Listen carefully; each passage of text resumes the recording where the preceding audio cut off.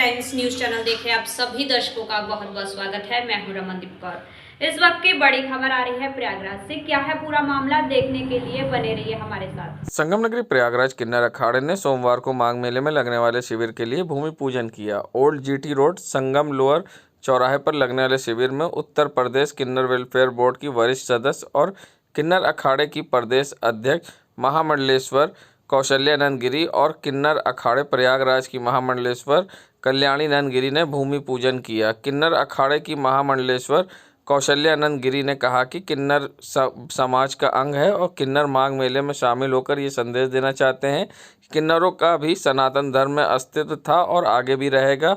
उन्होंने उम्मीद जताई कि जिस तरह से योगी सरकार माघ मेले 2025 महाकुंभ के रिहर्सल के तौर पर पेश कर रही है, निश्चित तौर पर श्रद्धालुओं और कल्पवासियों को साधु संतों बेहतर सुविधा मिलेगी। जहां महामंडलेश्वर कौशल्यानंद गिरी ने बताया कि आचार्य महामंडलेश्वर स्वामी लक्ष्मी नारायण त्रिपाठी माघ मेले में लगे शिविर में 2 जनवरी को आएंगी।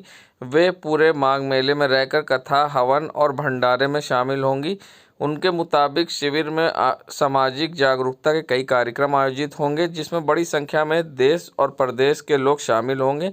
उन्होंने लोगों से अपील की है कि बढ़ते हुए कोविड को देखते हुए सभी लोग मास्क लगा कर आएँ और इस दौरान सरकार द्वारा जारी कोविड-19 की गाइडलाइन का भी पालन करें।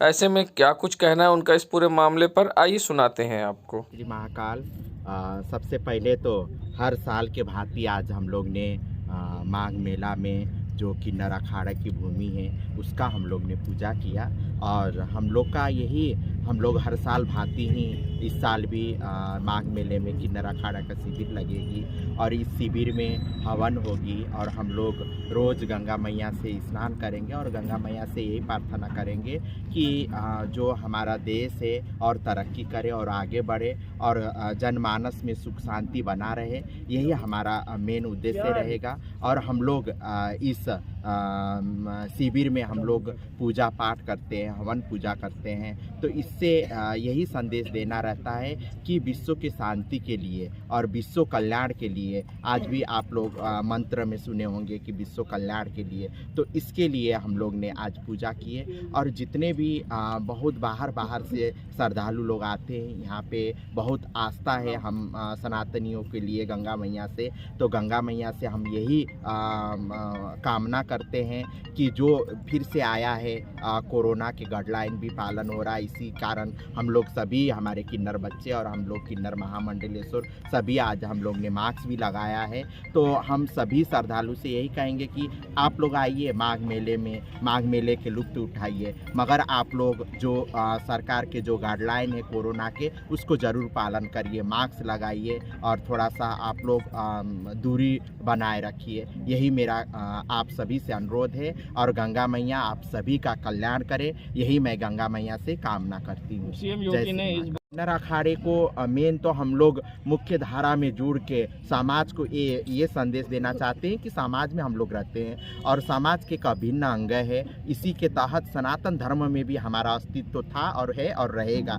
इसके वजह से हम लोग हर साल ये किन्नर अखाड़ा का शिविर लगाते हैं। तो हमको लगता है कि 2023 में जो 24 में जो कुंभ लगने वाली है, तो इसमें ये अच्छा होगा। इस साल के माघ मेला बहुत ही अच्छे तरीके से होगा, मेरा ये आशा है, मैं यही आशा करती हूँ जी। जैसे सबसे पहले तो मैं जितने भी हमारे श्रद्धालु हैं हमारे भारत के और बाहर देश से भी माघ मेले में आते हैं, सभी का बहुत स्वागत है।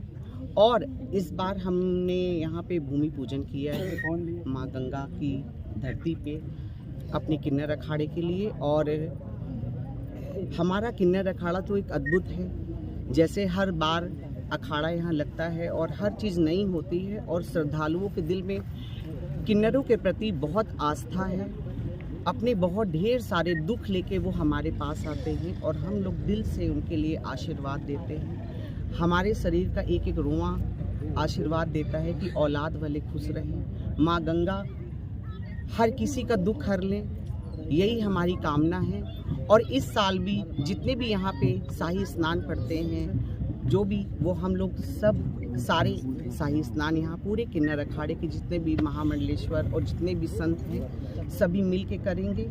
और बहुत सारी माँ से कामना करेंगे कि जो भी ये अब कोरोना फिर से जो चालू हो गया है, इसका गाइडलाइन का पालन करते हुए जितने भी हमारे संत हैं सभी मास्क लगाएंगे, सैनिटाइज करेंगे। और मेरी विनती है कि जितने भी श्रद्धालु आस्था से जुड़कर यहाँ पे आएँ तो वो गाइडलाइन का पालन करें, सैनिटाइज करें, मास्क लगाएं।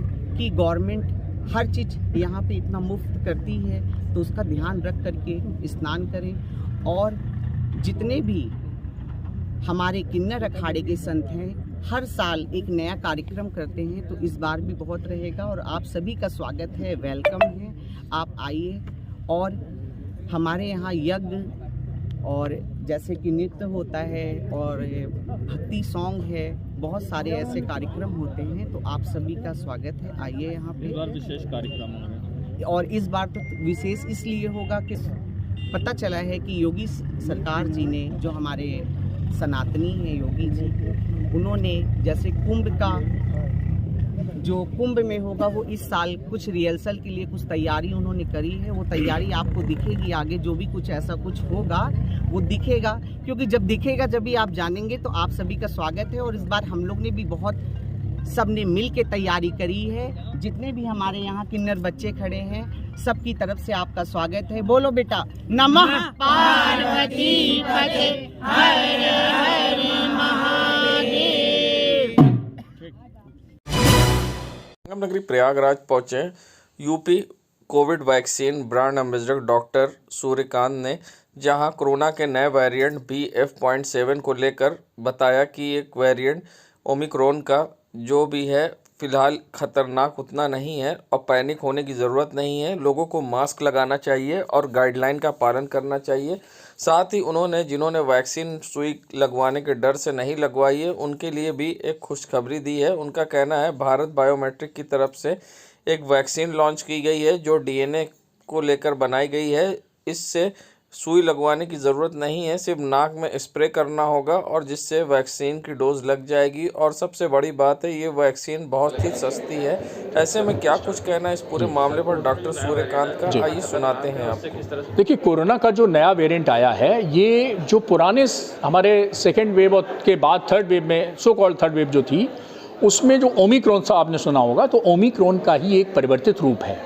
तो इसलिए हमें बिल्कुल डरने की ज़रूरत नहीं है। इससे मिलते जुलते कई जो वेरिएंट हैं उनसे हमारा भारत के लोग जो है पहले से ही रूबरू हो चुके हैं, एक्सपोज हो चुके हैं। और हमारे देश में काफ़ी हार्ड इम्यूनिटी है। हार्ड इम्यूनिटी अर्थात जो सामान्य संक्रमण होता है उसके कारण जो इम्यूनिटी पैदा होती है उसको हम हार्ड इम्यूनिटी कहते हैं। तो एक मजबूती हमारे पास ये है। दूसरी मजबूती हमारे पास ये है कि हमारा जो कोविड का टीकाकरण है वो बहुत अच्छा चला है। 220 करोड़ से ऊपर डोजेज लग चुकी हैं देश में। उत्तर प्रदेश की हम बात करें तो 38 करोड़ से ऊपर डोजेज लग चुकी हैं। उत्तर प्रदेश में सबसे ज़्यादा कोविड टीकाकरण हुआ है और उसके कारण भी हम बड़े मजबूती पे खड़े हैं। और तीसरा कारण है कि जो चाइना की वैक्सीन है, चाइना की वैक्सीन की जो एफिकेसी है उस पर प्रश्न चिन्ह उठ रहे हैं, दुनिया में उठ रहे हैं, अब तो उनके देश में भी उठ रहे हैं। हमारी जो कोविड वैक्सीन है, हमने सबसे ज़्यादा कोविड वैक्सीन पूरी दुनिया में बनाई है और हमारी किसी भी वैक्सीन पे कोई प्रश्न चिन्ह नहीं उठा। शुरू में उठाए गए थे लेकिन बाद में सब निरुत्तर हो गए। WHO तक ने सबको मान्यता दी है। एक काम और हमने किया है कि दुनिया की पहले DNA वैक्सीन भी हमने बनाई है। दुनिया में इंट्रानेजल वैक्सीन यानी नाक में स्प्रे करने वाली वैक्सीन जो बनाई है वो भारत ने बनाई है। भारतीय बिल्कुल स्वदेशी कंपनी है, भारत बायोटेक हैदराबाद की, उसने बनाई है। और अभी भारत सरकार ने, drug controller general of India ने उसको अप्रूवल दे दिया है। और ये वैक्सीन उन लोगों के लिए बड़ी खुशखबरी है जो सुई से डरते हैं। ये इंजेक्शन नहीं है, नाक में स्प्रे किया जाएगा। इसकी 8 डोजेज होंगी जो 4 करके एक महीने पर अंतर लगेंगी और इसकी कीमत भी ज़्यादा नहीं है, लगभग 100 रुपये बताई जा रही है। तो ये जल्दी ही आ रही है। ऐसे बच्चे, ऐसे बुजुर्ग और ऐसे जवान जो सुई से डरते हैं उनके लिए डॉक्टर सूर्यकांत की तरफ से बहुत बड़ी आज खुशखबरी। और हाँ, एक चीज़ और है, हमारी तैयारी बहुत अच्छी है। भारत सरकार की तरफ से भी, हमारे स्वास्थ्य मंत्री की तरफ से, प्रधानमंत्री जी की तरफ से, उत्तर प्रदेश के मुख्यमंत्री जी की तरफ से, उप मुख्यमंत्री ब्रजेश पाठक जी की तरफ से, सबने जो है वो समीक्षा की हुई है। और हम चिकित्सक लोग और अस्पताल पूरी तरह से चुस्त और दुरुस्त हैं। हमारी कल 27 दिसंबर को उत्तर प्रदेश के सभी प्रमुख अस्पतालों में कोविड की एक मॉक ड्रिल की जा रही है। मॉक ड्रिल यानी अभ्यास किया जा रहा है कि कैसे कोविड का मरीज आएगा, कहाँ हम भर्ती करेंगे, कहाँ वेंटिलेटर लगाएंगे, कैसे।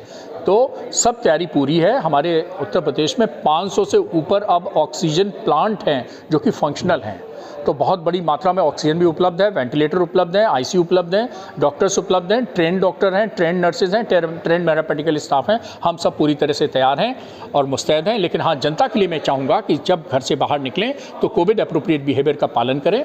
घर से बाहर निकलते ही मास्क लगाएं और देखिए ध्यान रखें, मास्क को उसी तरह रखें। देखिए मैं भी एक मास्क हमेशा लेके चलता हूं और मास्क इस तरह से प्रयोग करें कि जैसे आप दोपहिया वाहन पे जैसे ही बैठते हैं तो हेलमेट लगाते हैं, नहीं लगाते हैं। घर से अपने बाहर चश्मा लगाएं तो चश्मा लगाते हैं, पर्स रखते हैं। तो ऐसे ही इसको नेसेसिटी मान लें, मास्क लेके चलें और घर जब वापस आएँ शाम को तो 5 मिनट के लिए भाप ले लें। कोविड तो छोड़िए, और भी वायरस सब मर जाएंगे। सर एक चीज़ और देखी जा रही है आजकल हाल में, संगम नगरी प्रयागराज जहां बाइपोलर डिसऑर्डर क्या होता है और इसमें किस तरह की मानसिक रोगियों को समस्या होती है, ऐसे में क्या कुछ कहना है मनोचिकित्सक डॉक्टर ईशानिया राज का। बाइपोलर डिसऑर्डर में मानसिक रोग से ग्रसित लोगों को किस तरह की होती है समस्या, आइए जानते हैं। ठंड के समय हमें पता है बाइपोलर डिसऑर्डर का जो रेशियो है वो ज़्यादा रेट बढ़ता है, जिसमें डिप्रेशन के लोग जल्दी शिकार हो जाते हैं। और साथ ही ठंड में एक विंटर एंजाइटी करके टर्म होती है।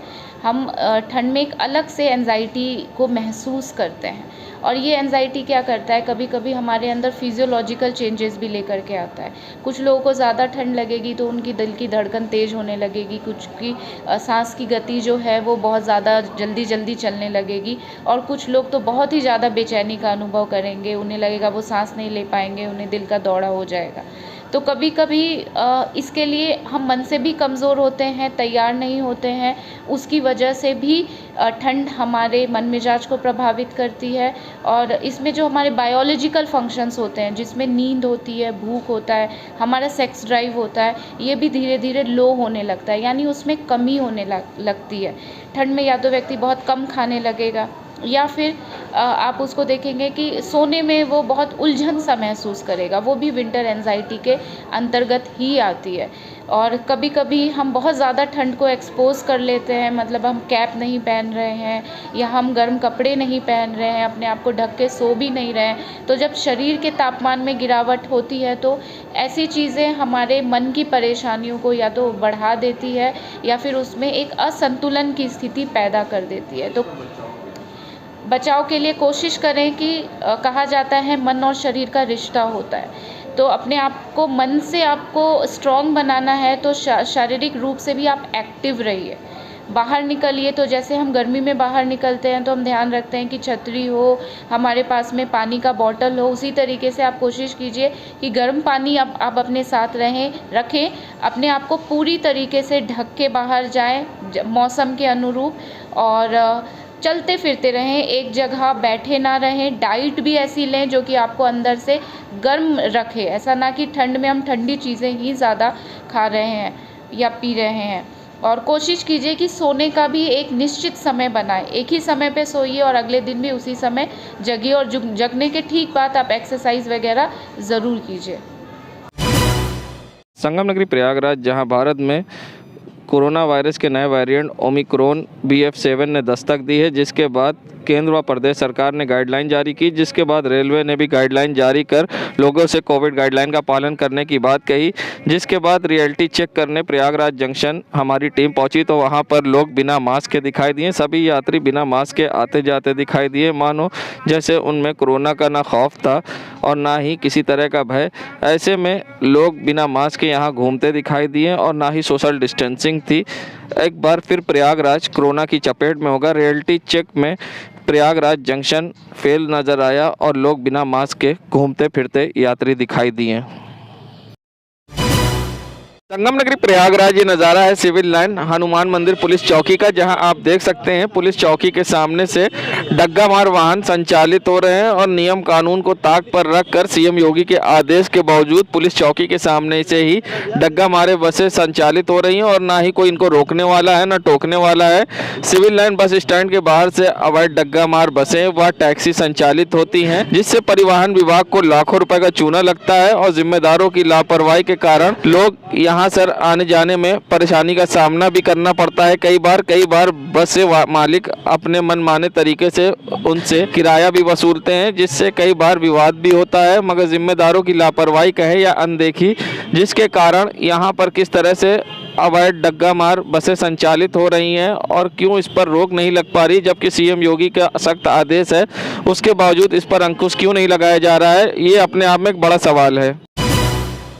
संगम नगरी प्रयागराज, जहां कोरोना के नए वेरिएंट ने भारत में दस्तक दी है, उसके बावजूद जहां नियम कानून की जमकर धज्जियां उड़ाई गई, जहां यूसुफ दरबार में आज क्रिसमस के दौरान ना ही लोगों के चेहरे पर मास्क दिखा, ना सोशल डिस्टेंसिंग, वहीं आज क्रिसमस के दिन सड़कों पर ज़्यादातर लोग बिना मास्क के थे और भीड़ का जत्था ऐसे था कि मानो जैसे इनको कोरोना का खौफ नहीं हो। जहां एक तरफ सरकार ने सार्वजनिक स्थान पर मास्क लागू कर दिया है, लगाना अनिवार्य कर दिया, उसके बावजूद लोग सिविल लाइंस में, चर्चों के पास और अन्य जगहों पर, नाजरत हॉस्पिटल के बाहर भी बिना मास्क के दिखाई दिए। ऐसे में फिर से कोरोना फैल सकता है और कोरोना के संक्रमण से हालात भयावह हो सकते हैं। और आप देख सकते हैं किस तरह से नियम कानून की धज्जियां उड़ाई गई हैं क्रिसमस के मौके पर, मगर जिम्मेदारों की लापरवाही कहें या अनदेखी, जिन पर कोई रोक लगाने वाला दूर दूर तक नहीं दिखाई दिया और कोविड गाइडलाइन की जमकर लोगों ने उड़ाई धज्जियां। जिम्मेदार बने अनजान। देश दुनिया की खबरों के लिए world media times news channel को सब्सक्राइब करें।